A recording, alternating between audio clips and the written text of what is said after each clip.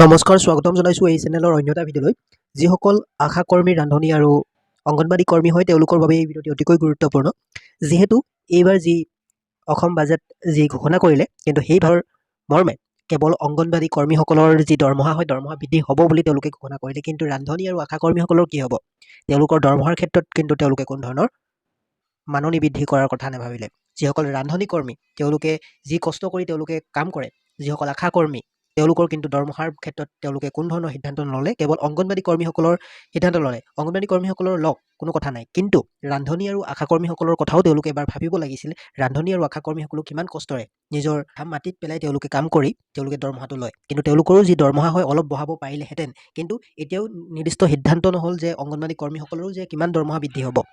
এতিয়া ইয়াত দেখিবলৈ পাইছে বহুতো ঠাইত প্ৰতিবাদ সাব্যস্ত হৈ আছে। বৰ্তমানেও এইটো ভিডিঅ' দেখিবলৈ পাইছে। সেইটো ঘোষণাও নাই। আমি উপায়ন্তৰ হয় 11 তাৰিখে বিভাগীয় সঞ্চালকৰ ওচৰত গ'লো। তেখেতে কৈছে দিবতো, আপোনালোকক দিব, আমাক দিব, কিন্তু কিমান দিব সেই উপায়ন্তৰ হয়। আমি মাননি বৃদ্ধি কিমান কৰিব এইটো মানে আজি সচলত আহিছিলোঁ, কিন্তু আমাৰ গোৱালপাৰা জিলাত একাংশ স্থানীয় পুলিচে বাছবিলাক ধৰিছে আৰু অংগনবাড়ী কৰ্মীবিলাকক আঁতৰাই লৈ গৈছে। বাছত ভাড়া দিছিলে। এইটো কি হিটলাৰী কাৰবাৰ চলিছে? হয়, আপোনালোকে ঠিকেই শুনিছে। বহুতো ঠাইত বৰ্তমানেও প্ৰতিবাদ হৈ আছে। 1 অক্টোবৰত যি দৰমহাৰ ক্ষেত্ৰত তেওঁলোকে কোনো ধৰণৰ এটা নিৰ্দিষ্ট ধন কৈ নিদিলে যে তেওঁলোকৰ দৰমহা ইমানেই বৃদ্ধি হ'ব। কিন্তু আপোনালোকেও হাত সাৱটি নাথাকিব। যি ৰান্ধনী আছিল, আশা কৰ্মী আছিল, ৰান্ধনীসকলৰ যি অৰুণোদয় পাই আছিল, কিন্তু সেই অৰুণোদয়ো তেওঁলোকে কাটি দিলে।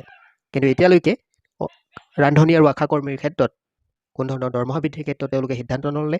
এইখন চৰকাৰে কেৱল ফ্ৰী আঁচনি দিব পাৰে, কিন্তু যিসকলে কাম কৰে, যিসকলে নিজৰ কষ্ট ধন ল'ব বিচাৰে, কিন্তু তেওঁলোকে মাননি দিবলৈ টান পায় এইখন চৰকাৰে। কিন্তু এই কথা আমি প্ৰত্যুত্তৰ দিব লাগিব 2026-ৰ যি ইলেকশ্যন হ'ব। তো ভিডিঅ'টিৰ জৰিয়তে ইমানেই জনাবলগীয়া আছিল। যদি সেই ভিডিঅ'টি ভাল লাগিলে এটা লাইক কৰি দিবলৈ নাপাহৰিব। যদি আমাৰ চেনেলত প্ৰথমবাৰৰ বাবে আহিছে তেনেহ'লে চেনেলটি ছাবস্ক্ৰাইব কৰি কাষৰ বেল আইকনটো প্ৰেছ কৰিবলৈ নাপাহৰিব। ধন্যবাদ।